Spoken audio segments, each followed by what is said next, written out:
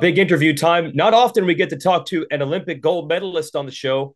This is the 2016 gold medalist in BMX racing, Connor Fields, but we know him as motocross super fan and actually pretty darn involved behind the scenes.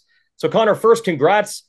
We know you're going to be calling the BMX events for the upcoming Olympics this summer as an analyst. So, good job sliding into the TV role, kind of like our buddy JT here. But let's talk some motocross. We started our show here talking about the mental side now that Jett Lawrence is out. What do you think it is like for Chase Sexton to now suddenly feel completely different, I would imagine, going to the line than he did even 3 weeks ago? What do you think that experience is like? And have you seen that play out on the track? Well, first off, before I say that, I just think that us as fans, we're the losers in Jett getting hurt, because I think that that would be a fantastic battle right now between both the Lawrence brothers and Chase. I think Chase at the moment would have something even for a healthy Jett. No way for us to know that. I guess we'll have to wait until next year to see. But I think, and JT can relate to it, and I've heard JT talk about this on other conversations before, but when you go up to the gate and you know you are the fastest guy and you know that you have everybody beat, it almost boosts you up even higher because that confidence is there, and you get in the gate knowing that you've got everybody covered. All you have to do is go perform. Then you can kind of settle in, get comfortable, ride at a pace that you feel comfortable at, versus when he was going against Jett, and maybe Chase wasn't at his best, maybe he wasn't comfortable yet, he was having to push all the way up to and sometimes even over that limit, which isn't a fun thing to have to do. But if he knows that he can just go race at a comfortable pace and he's still got everybody covered, and clearly he's fit. I mean, I don't know if you saw, JT saw he was there on the podium, but after the second moto this past weekend, he didn't even look like he was tired. He looked like he was ready for another 30. And I think he just gets in the game right now with a lot of confidence. But with that being said, I bet you if you could talk to him, he would say that he wishes Jett was out there because he wants to do it beating everybody. Your buddy, Christian Craig, we're finally starting to see signs, finally starting to get him into the top 10 and closer to the top 5.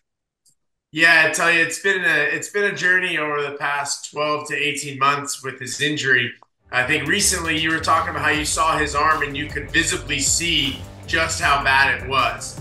Not everybody gets to see that. So they only see what happens on the track. And it's been a journey, multiple surgeries. And he went and saw Dr. V over in Colorado, the same guy that everybody goes and sees.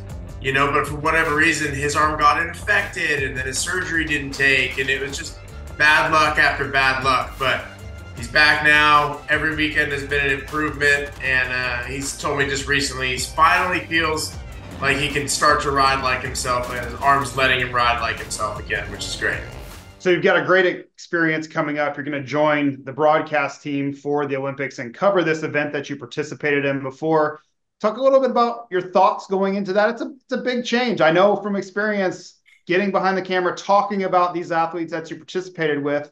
You're going to be teamed up with Todd Harris, who has this great Supercross tie-in. He's been a part of the broadcast team that Jason Wygant and myself are on. What are your thoughts going into that? Are you excited? Are you nervous?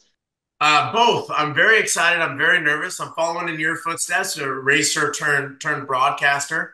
Working with Todd will be amazing. He covered BMX last time, and his voice is the one that covered my accident. And so when we first got to meet and start doing some rehearsals, he was like, man, I'm so excited to be working with you. Like that shook me when that happened, when you had your crash. But I grew up listening to Todd on Supercross, so I think it's going to be really special to work with him. But as far as the coverage of the race, I'm both. I'm very excited, but I'm also nervous, right? I think there's a bit of a responsibility, and you both can relate to this. When you're the voice of a sport, you feel a bit of a duty and responsibility to do a good job and to share it with the world, and especially when it comes to the Olympics. 99.9% of the people watching my sport are not the hardcore fans. These are going to be people that are just watching the Olympics on a Tuesday night, and it happens to be my sport. And I have to introduce them to the sport and hopefully make them fall in love with it. So that I feel a bit of a responsibility, but I'm also excited because, as you both can relate to, I know this better than I know anything else. So it's as easy as saying the ABCs. I'm talking about something I'm so knowledgeable about. If anything, my challenge is going to be that I don't overshare, because I know I know all the ins and outs, and same as you guys, I know all the secrets. And so you have to be careful of what to say and what not to say. But I couldn't be more excited to be the voice of my sport. That's cool. Well, that's another chance of a lifetime, and good to say now we can really call each other colleagues. That's cool. We've been doing the work for NBC there, so congrats on the gig, and hopefully we see you at one of the dirt bike races soon, right? Absolutely. I mean, you're coming to my hometown for the finale of the Super Motocross Championship. You know, I grew up going to Sam Boyd Stadium, and that's like a core memory of mine. And so when they haven't come back to Vegas in years, I missed it. But it'll be awesome to be back in Las Vegas this year. Cool. All right, we'll see you then, and good luck covering the Olympics this summer. Go Team USA.